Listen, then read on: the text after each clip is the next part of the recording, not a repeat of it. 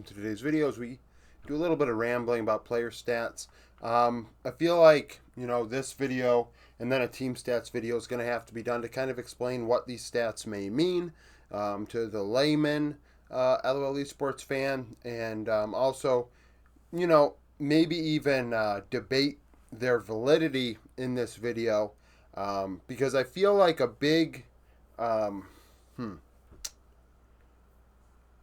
way to check yourselves would be able to argue, against what you're doing, and try and, figure it out, So, for the players and players of the week, depending on what's available statistics-wise, I use KDA, KP, CS per minute, ROI, share differential, vision efficiency, gold difference, solo kills, and champions played. So, if you're a fan of any esport, you know what KDA means. It's kills, deaths, assists. The way I utilize this stat is pretty straightforward. I count kills as 1, assists as 0.5. I know at least LOL Esports in general uses assists as equal to a kill. I do not believe that should be the case. I think that you could argue against my changing what the stat means, simply by going with, if you're counting assist as half because maybe somebody, sped up a champion that hit the champion that died one time and they dealt 1 damage, and they get an assist just as much as the person that dealt 99.9% of the damage or affected the kill 99.9% of the way, but somebody last hit it to take the kill. Maybe it's an ignite, bump or whatever the hell it's called, you know what I'm saying, pulse, if you will, how support may steal a kill. I think it makes sense in a way that you could argue against KDA in that regard, changing assist to half, because, hey, there is a case to be made that an assist can be just as valuable as a kill, if not more, depending on how the kill transpired. Now, KDA in reference to roles. Of course, every team is different. We do have a preference in mind of how the game should be played role by role when we look at these stats, but that's not, always going to be the case, right? So we think of KDA. We want our players to have the highest KDA possible. I oftentimes see an argument where, hey, I don't want my support to have a high KDA, and it's like, okay, well, that in and of itself is the wrong way to go about that, right? You shouldn't care if your support has a high KDA. If everybody has a high KDA, your support will.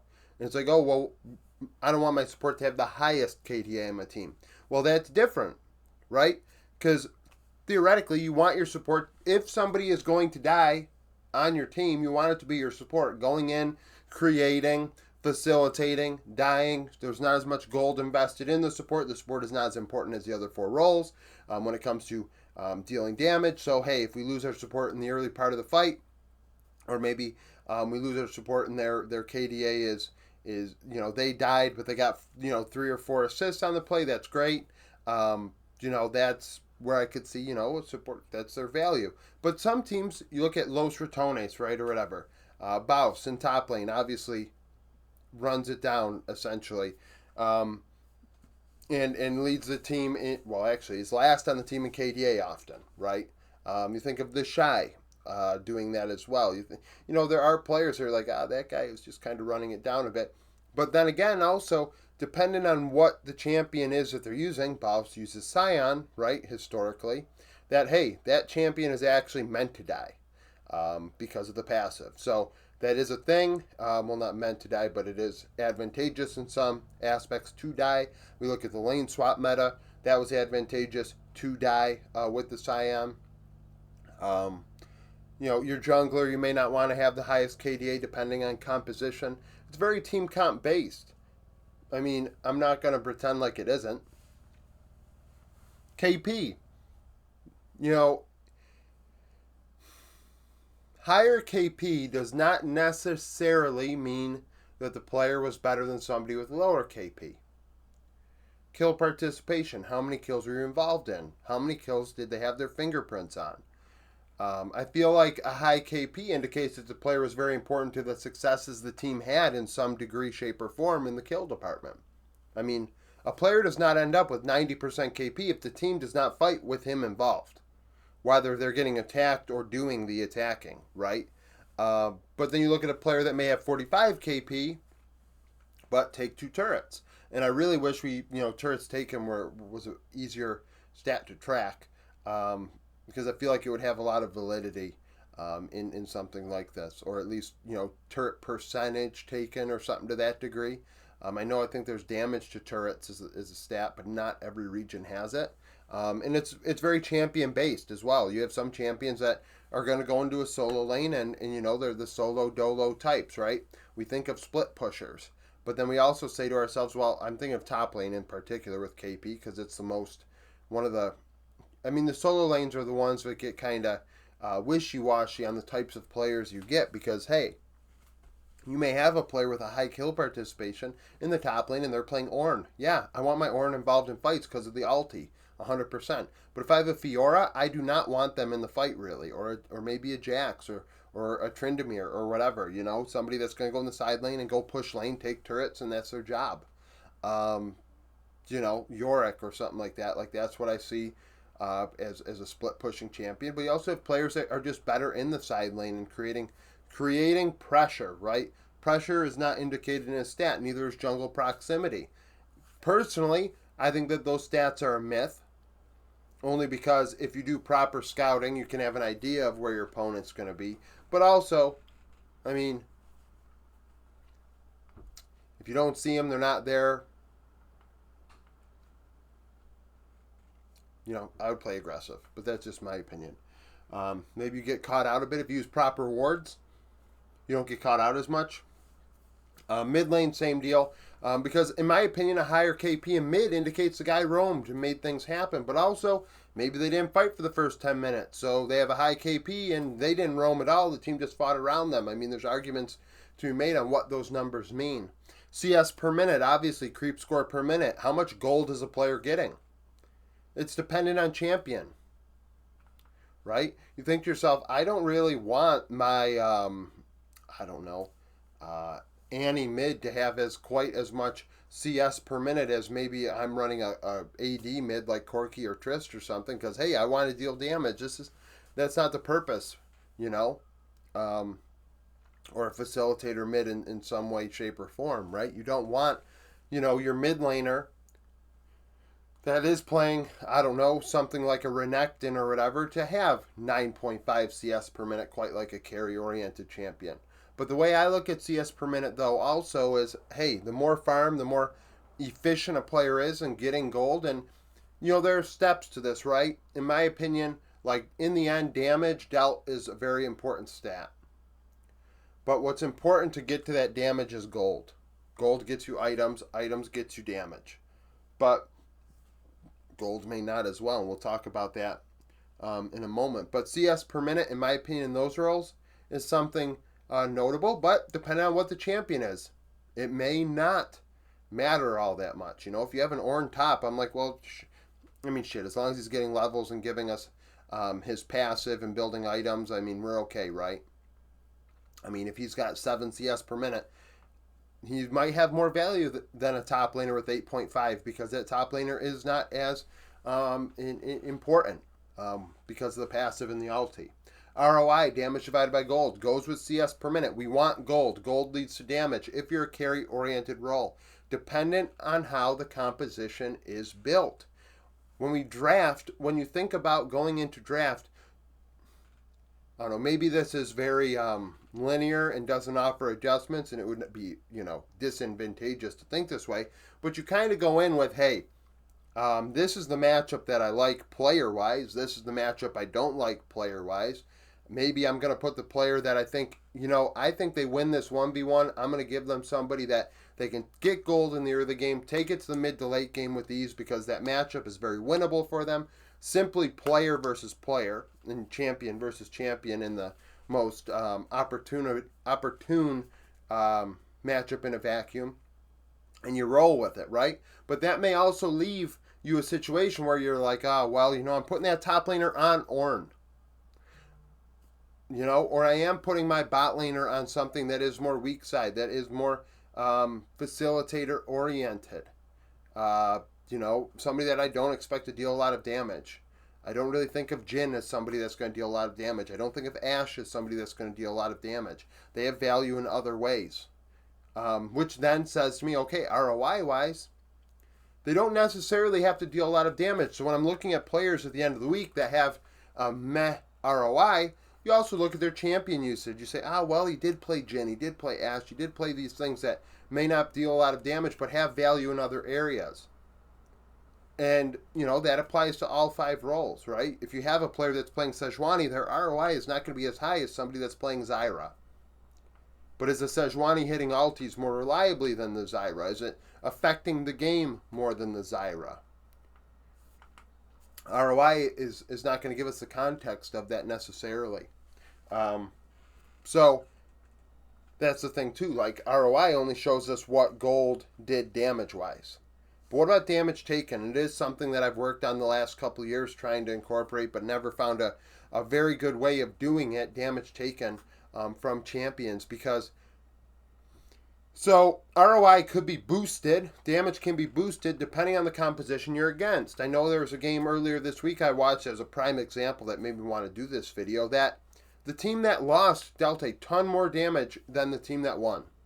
And it was because the team that won was going into the team that lost, and they had tankier champions, and they just soaked damage and won the game anyways. So ROI is going to kind of look higher for the team that lost, even though, they were not the better team, they were not the better players. And that's kind of an unfortunate thing with the ROI stat, but at the same time, a larger sample will help us out. I always acknowledge that my player stats do favor carry-oriented players, ones that, in my opinion, were more integral to the team's success. Share differential. That is a damage stat, similar to ROI. Gold share and damage share, right? Share differential. Are you dealing more damage than you're receiving in gold relative to the team? Support role by default won't do that majority of the time. Jungle role, majority of the time doesn't. That's why I look at top, mid, and AD carry as 3 roles that should be in the positive depending on how the team is formed and how their compositions align. I don't expect top esports to necessarily have 369 having a 4% damage, 4% share differential, because Kanavi's in the jungle. Kanavi's going to eat some of that. But I may look at a team like, I don't know,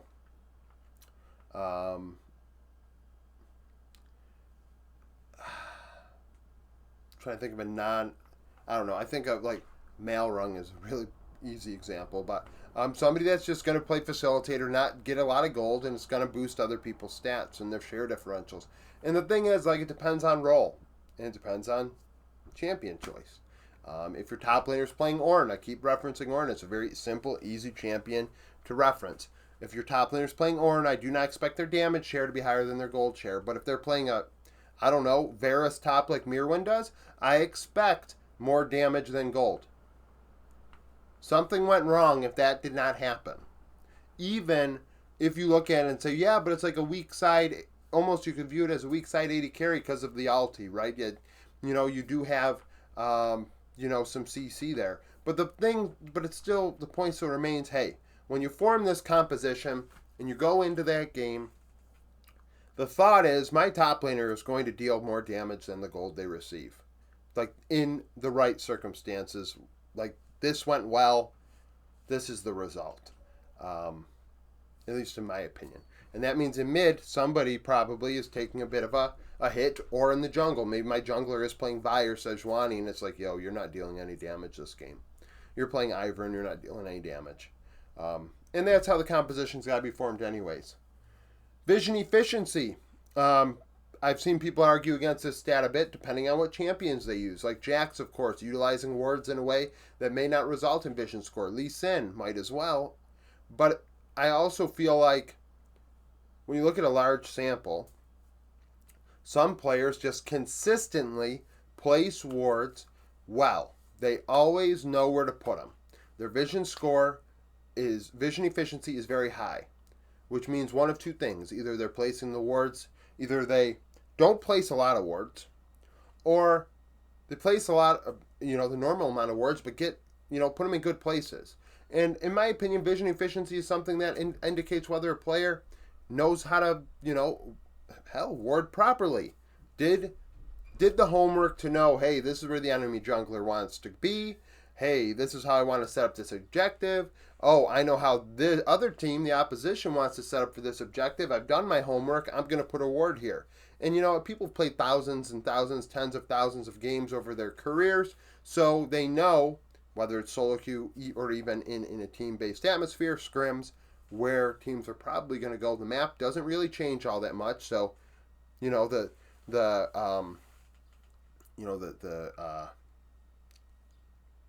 paths, if you will, are limited. So proper research usually can help with vision efficiency. I think that vision efficiency is a good stat, in my opinion, for the most part. Gold difference at 15 minutes. Of course, the lane swap meta shit on that. But in my opinion, in normal circumstances, in a game where we would love to think the matchup is in a vacuum. It's not, but I would love to think it is. So we look at it and say, who's ahead at 15 minutes? Who's ahead at the end of laning phase? Now, 15, 14, 10 minutes, it's all very arbitrary, in my opinion. When is the end of laning phase, right?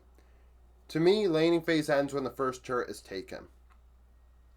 That is when, okay, the first turret's been taken in this game, and now we know, hey, we want to adjust based on this. This is where we took the first turret. This is how we're going to go going forward. This is the lane that we have, an advantage in at this point in time. But you could also say, hey, well, what if they swap lanes? Is that the end of laning phase? I mean, they're still playing the 3 lanes pretty much the same. It's an interesting thought. Like I said, I think it's arbitrary, 10, 14, 15, because it's when, the early game is over. But the 1v1s may never stop depending on how the matchup goes and how each team's, how the meta is. If you have a 1-3-1 meta, a lot of the matchups stay the same. It is, the better players have a gold lead at 15 minutes. I think that's a thing too. I look at these stats and you say, oh, well, this, that, and the third. The good players normally lead in these stats at the end of the season. Now, week to week, you may say and scratch your head, hey, how is XYZ player on the players of the week? They sucked this week. Statistically, they were good. It's just a fact of the matter. The numbers don't lie about how they did based on these categories. And like I've argued in this video, these are these are the arguments I can see against these numbers. If you're a fan of a team, I usually kind of just ignore the argument because I'm like, well, this person is a fan, so, how based in reality are we right now? You never know with a fan, so I usually just hedge towards, I want somebody unbiased to talk to about this. But regardless, I feel like, the good players lead in these categories. It's why, like, the team stats, which we'll do maybe next week or something, I look at that and I say to myself, when I took the last 8 world champions and looked at their team stats over the entirety of the season and averaged it out, the average score across the board of team stats out of the last 8 worlds winners ranked second in the world this season. I don't know how Koi was first. I don't know how Koi are playing so well stats-wise, but at the time, and how they're still fourth, I think, in minor regions. But the point still remains, good teams end up good in these stats. Good players end up good across this stat line. And not every player is going to be good in every stat, and we'll talk about that at the end. But solo kills or 2v2 kills, of course, straight up, right? Now, keep in mind, some solo kills are just like, I don't know, end of a team fight, and it timed out, and a player got a solo kill. And it's like, look, the Alistar got a solo kill, or XYZ player got a solo kill, and they dealt 1 damage. I mean, it is what it is. But generally speaking, we'd like to think solo kills are a good stat. 2v2 kills, I think, is even better, because it is in the 2v2 for the bot lane duo. Champions played. In my opinion, this stat is always a good stat. The champions played. So that's champions played relative to the games played. Champions divided by games. I think this is always a good stat. Fearless has. So my argument against Fearless for the last year was, hey, it's not the world's format, so I don't want to talk about it. I think it's a waste of time if it's not the world's format. It is going to be the format. So, or, right? I believe so. I believe so. So, um, Champions play becomes even more important. I've always been a fan of players that played a lot of champions. That's why I like Kanavi. That's why I like Carrier, Canyon, Doenby, and others that, Shanji, even some, deep cuts like Cube or something that play a lot of different shit. And it's just somebody that I'm like, you know what? I really like this player because they offer pizzazz, they offer unpredictability. And if you've watched my channel for a while, I believe unpredictability is the way that an underdog can win games. You look at FlyQuest and the way that they played Nunu into Gen G. That is the exact shit I'm talking about. And FlyQuest now follow my channel. But the fact of the matter still remains, like, what that pick was exactly what I'm talking about. And we saw something this past week, didn't we? Somebody picked something crazy and it worked. Forget what it was. But you gotta, in an underdog matchup, in a matchup where you look at them, you look at your players into theirs, and you're thinking to yourself, "Oh well, we have our hands full. Anybody can win any given Sunday, whatever the hell you want to talk about it. Depending on what region it is, it could be any day. But the point is, you gotta, you could look at the match like, I need some help here, and maybe that help is unpredictability. Hey, we can't play meta against this team. We got to go out of the box. What do you have to offer champion wise? Let's look at the last patch. What was buffed? Patch before that, what was buffed and people aren't playing? Well, we're kind of wishy-washy on the value of this champion. Well, let's scrim with it. Let's try and use it. Let's see if we can make something happen with this champion. The other team's not expecting it, and, roll with it. A player that shows diversity in champion usage and that flexibility, I think, in my opinion, is like a massive feather in the cap of a player. Another FlyQuest reference, ironically, Busio plays Azir support in his first game. He gets memed on. That was one of the biggest balls plays, champion selections I think I've ever seen, because your first game and you're going to play Azir support. Like, that's just massive balls. Just like, that is truly what I'm talking about when it comes to flexibility. Like, the willingness to just throw it out there. It takes immense confidence. And I think I watched an interview with 369 recently, and I forget who it was. I think it was Ruddy maybe that did it. And it was about Chovy and Chovy saying something about champions, or Knight, or it might have been Knight saying something about champions. And when people kind of grow up, they stop getting as creative, and they lose that willingness and confidence to throw something out there. And in my opinion, the players that don't lose that are the ones that I think are the best, in my opinion, at least from that perspective. So that's about also an argument against champions played, is that, hey, maybe their coach is just a bum and doesn't want them to play much of anything. Plays, we're playing these handful of champions, and we're going to perfect this handful of champions in each role and make it work. Thankfully, Fearless has kind of, exposed those coaching staffs. But, I don't know. I think these stats are a good way to see if a player is probably good or not. In a small sample, it becomes very, very chaotic. But across a big sample, I feel like this can be used Moneyball-wise. I said it before. This is essentially Moneyball. But, I think that you can see players that are good that maybe don't get the recognition they deserve because, they're on XYZ team. Notice one stat that's not on here, win rate.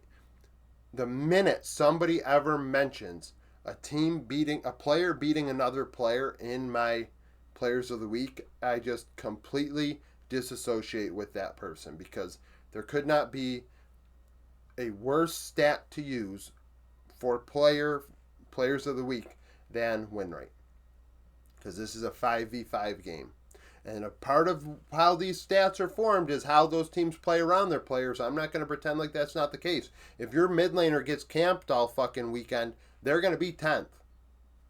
But somebody on that team needed to be better if they lost, right? If your mid laner's getting camped, mid laner's out of the game, top laner, what the hell are we doing here? Have we accounted for this in our composition? Somebody's supposed to be that third tier, like, hey, wishy washy. Are you carrying? Are you, you have you got your, I guess, like my thought is, you got your 80 carry in your mid, right? Those are 90% of the teams in the world. That's majority of how they play, carry oriented champions in the mid 80 carry role. Top laner is more of a tank, jungler, tank support, tank, enchanter, however you want to play it, whatever the meta is. But if you look here, like, oh, well, my mid laner's out of here. Well, hopefully I did something with my top laner to make them have a chance to possibly deal some damage in this game. Or did I account for this, or is my jungler accounting for this mid-game and being like, hey, you need to wash out the other team's mid laner. You got to do a good job, right? So, I don't know, like, obviously, the way the teams play around their players is going to be part of this, but, I mean, I think this is a good way to do it instead of the eye test. The eye test provides context and allows for every argument I made on this video to make to be answered. You can answer all those arguments with context. It's just when folks like say this player's better than that player based on the eye test, and I'm like, okay, well, both players play a similar style of game. Both players play similar champions. The expectations were similar, but the player you're mentioning did not play better than the other the other player based on stats. They both were expected to do the same thing, but they didn't do as much as the other player did. It just wasn't the case. So, I don't know. Just a rambling video about stats. Thank you for watching. If you liked the video, like it. Subscribe to the channel for daily League of Legends content. Follow me on Twitter, join the Discord, become a YouTube supporter, and hope to see you again tomorrow.